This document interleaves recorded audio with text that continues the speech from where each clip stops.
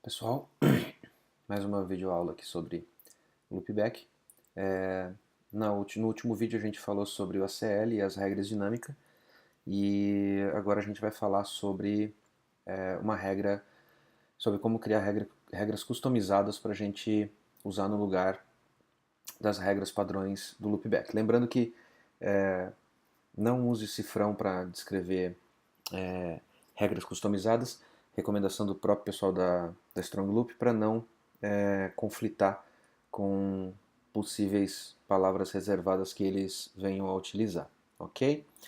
Então, relembrando a parte de estrutura de arquivos que a gente reviu lá no começo das videoaulas, a gente tem uma pasta chamada boot dentro do server que serve para a gente colocar scripts que vão ser executados no momento em que a aplicação estiver levantando na memória. Esses scripts servem para a gente poder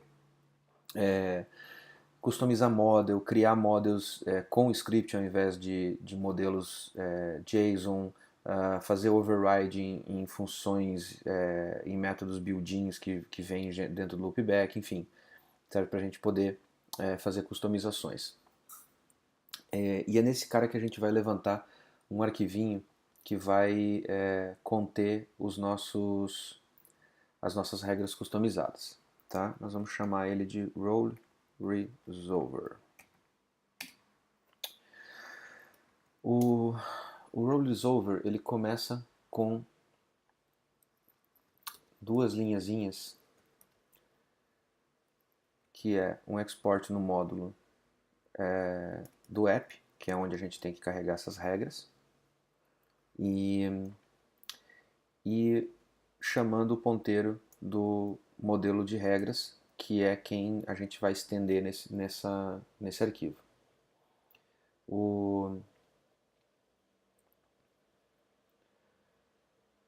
Para a gente declarar uma função, para a gente poder registrar uma nova regra, a gente usa esse cara aqui, role register resolver, coloca o nome da regra que a gente está criando e nos parâmetros da função anônima, no injection, ele vai passar a regra, o contexto e o callback.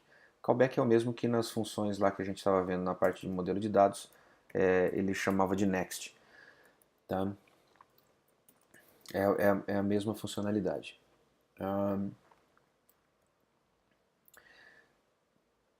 O que a gente vai desenvolver aqui é uma regrinha para a gente fazer uma tratativa dos microservices.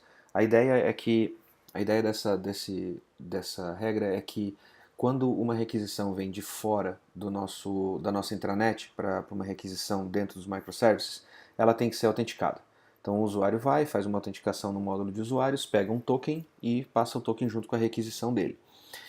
E dessa requisição a gente resolve a regra desse token, né? A gente resolve esse token pegando o usuário e a regra, isso já é default do loopback, e ele define se aquele usuário tem permissão para aquele registro, se ele é o owner ou se ele está dentro de um grupo que tem permissão para mexer naquele módulo. Mas quando uma requisição vem de um outro microservice dentro da mesma intranet, não faz muito sentido a gente cobrar a autenticação desse cara, porque ele já está dentro da nossa intranet e o usuário já autenticou para chegar nesse cara. Normalmente essas requisições cruzadas entre microservices elas ocorrem para pegar uma informação complementar a que o usuário está pedindo no módulo principal. Então, aqui no caso de categoria, o cara entra em produto, de produto vai fazer uma chamada para o microservice de categoria, por exemplo. Tá? Sendo que produto vai passar para o microservice de categoria, provavelmente a chave primária que está referenciada dentro dele e ele vai carregar essa informação. Se ela já está relacionada, quer dizer que no momento em que o usuário mandou salvar essa informação, ela foi validada. Então não tem por que você obrigar o microservice de produto passar o token e você fazer novamente a validação desse cara. Tá? Desde que a sua aplicação esteja bem construída, claro. Então, a ideia desse cara aqui é permitir que serviços dentro da mesma rede não passem pela autenticação, ou seja, ele ignore, passe batido e faça a requisição que ele precisar fazer. Tá? Então, a ideia começa com a gente usando o, o, o nosso objeto de contexto, acessando dentro dele o remote context e o request, tá? Para vocês entenderem o que esse cara tem, tá? E que dentro do model ele vai ter certas informações, aqui ele vai ter outras informações.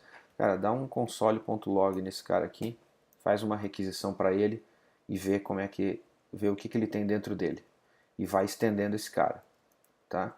Depois faz um desse daqui, vê o que ele tem dentro dele, até você chegar no request, você vai ver que o request também, mesmo no último nível, o request tem um monte de objetos e valores dentro dele que podem ser importantes na resolução de alguns problemas. Tendo o request na mão, nós vamos capturar o IP. O IP, a gente vai fazer ele da seguinte forma. A primeira tentativa é pegar um header chamado xRealIP. xRealIP. Se ele for nulo, ou seja, ele vai pegar um outro header chamado xForward4. Se ele for nulo, ele vai para o remote address. Vou explicar para vocês o que é isso. O header xRealIP ele é usado normalmente com proxies reversos. Tá? Esses proxies reversos, como é o caso do Nginx, ele recebe uma requisição de um usuário de fora, trata essa requisição, faz limite de quantidade de requisições por segundo, enfim, e passa essa requisição para a aplicação responder. Quando ele faz essa passagem para a aplicação, ele precisa carregar essa informação, carregar a informação do IP real, porque quem está fazendo a requisição para a aplicação já não é mais o usuário, é o próprio Nginx. Então, por padrão, o que vai aparecer para você no remote address, se você estiver atrás de um proxy reverso, é o IP do proxy e não do usuário. Através do header xRealIP, que é uma das convenções, o Nginx adiciona o IP real do usuário dentro desse header na hora de passar para a aplicação. E a aplicação captura essa informação e assume ela como sendo o IP do usuário. No caso do Nginx, normalmente é usado esse header. No caso do Elastic Load Balance da Amazon, ela costuma usar o xForward4. Tá? Existem algumas diferenças nas duas convenções, mas em resumo elas têm a mesma funcionalidade, tá? É repassar o IP real do usuário. Caso nenhum desses headers tenha sido setado, ou seja, a requisição está vindo direto do usuário para dentro da aplicação, essa informação aqui do remote address vai fazer o trabalho. É importante você também saber que é o seguinte, se você estiver fazendo requisição direto na aplicação sem passar pelo proxy reverso, tá? Tire esses dois caras aqui da frente. Tá? Você tem que garantir que o teu proxy reverso está usando essa informação aqui como sendo a informação primária, e eventualmente você pegar o xForward4. Tá aqui os exemplos para você selecionar, mas não deixem as três informações aqui se você não tiver com o proxy na frente. Tá? Porque se você tiver com o usuário acessando diretamente a sua aplicação e você estiver pegando o header, você corre o risco do usuário mandar esse header aqui para você simulando um outro IP, principalmente se você estiver fazendo bloqueio por IP. Tá? Use só o remote address, que é a informação real vindo da requisição. Vamos lá. Tendo o IP do usuário, a gente vai usar uma expressãozinha regular para fazer a validação desse indivíduo. Então a gente vai verificar se o IP começa com 192, com 10 ou se ele é um endereço absoluto localhost. Se ele estiver dentro dessa primeira regra aqui, ele retorna um true. Se ele não tiver, ele dá um reject para essa regra. Esse reject, essa função reject, ela não é uma função default, tá? Ela é uma função que a gente tem que declarar. Se você está fazendo várias tratativas sequenciais aqui, deixa eu só corrigir aqui. Se você está fazendo várias tentativas sequenciais aqui e existem várias condições para que ele possa ser rejeitado, a melhor opção é você criar uma função reject, onde ele vai dar o next tick e o return false, aqui o callback com false, para os usuários. Não duplique códigos, ok? Tipo, não fique duplicando esse bloco aqui em todas as suas requisições. Ela está sendo declarada aqui dentro porque ela faz parte desse resolver, do resolved service. E quando ele retorna através do callback. Tá? Não declare essa função fora do contexto aqui, porque senão ela não vai saber qual é o callback que ela está chamando. Ok? Vamos fazer um teste aqui. Dar um Ctrl C. Restartamos o bichinho.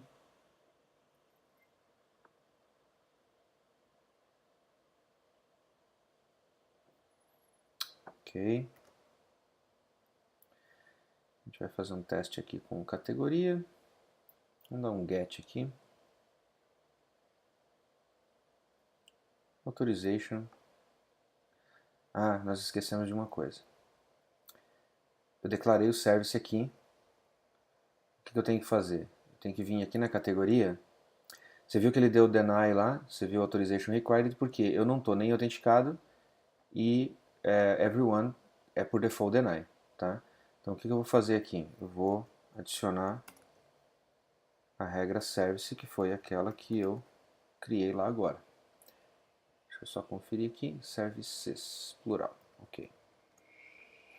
Então a questão é a seguinte, eu não estou autenticado, tá? Lembrando que eu ainda estou trabalhando com os módulos de autenticação e usuário tudo em memória. Cada vez que eu restarto a minha aplicação, eu perco a autenticação, perco todo o trail de autenticação. Então, vamos restartar ela.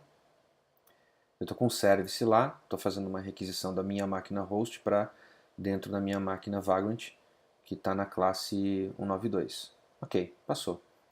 Agora, eu vou fazer uma pequena modificaçãozinha aqui, que é para a gente validar, porque agora que eu estou carregando o service, vamos fazer uma validação aqui, que é para a gente ter certeza de que está funcionando. Como eu estou na minha rede, a minha rede está com a classe 192, na minha rede local dentro da máquina, estou tirando a 192 daqui, para forçar ele entrar pelo... cair naquela regra e ser rejeitado.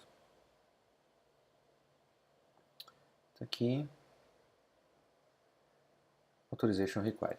Agora nós vamos fazer um outro testezinho só para finalizar. Como eu tenho que... Como eu estou com tudo em memória, cada vez que eu vou fazer uma simulaçãozinha, eu tenho que criar um novo usuário. Criei o usuário, agora eu vou fazer um login.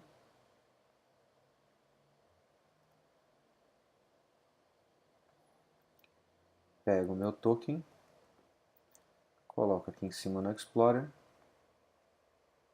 valido ele e volto aqui. Minha última tentativa deu Authorization Required. Agora deu certo, por quê? Vamos explicar lá. Na minha lista de prioridade, eu estou negando para todo mundo e estou dizendo que se o cara tiver autenticado, ele permite, se o cara tiver em services, permite. Ou seja, se tiver em service, ou seja, está dentro da minha intranet, beleza, deixa passar. Quer dizer que é um outro serviço consultando informação. Se ele não tiver na minha intranet, ele é obrigado a estar autenticado. Tá? Ou você pode usar a regra owner aqui. Lembrando, tá, uma coisa importante a respeito de owner é que o loopback ele tem alguns parâmetros padrões para owner. Tá? Se você quer usar a regra owner, ele vai automaticamente tentar achar ou um campo chamado owner, que contém o ID do usuário, tá? Ou ele vai buscar um campo chamado user ID. Tem que ser ou owner ou user ID. Se você está usando uma aplicação legada que tem uma estrutura de dados já definida e ela não se enquadra com o campo owner ou user ID, você está usando um created by ou algum outro tipo de campo, você tem duas alternativas. Você pode declarar o campo user ID e aqui embaixo, aliás, desculpa, você pode declarar o nome do campo que você usa aqui, por exemplo, created by ID, E aqui embaixo você coloca um column name,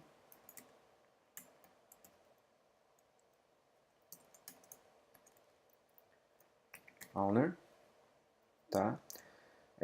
Ou você pode criar uma regra customizada, assim como a gente acabou de criar essa daqui, você cria uma regra customizada chamada created by, por exemplo, e nela você faz a tratativa aqui dentro pelo campo da sua aplicação legada.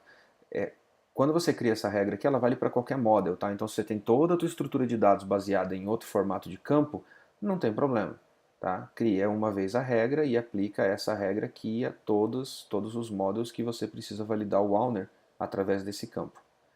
Beleza? Ficamos por aqui. Até a próxima.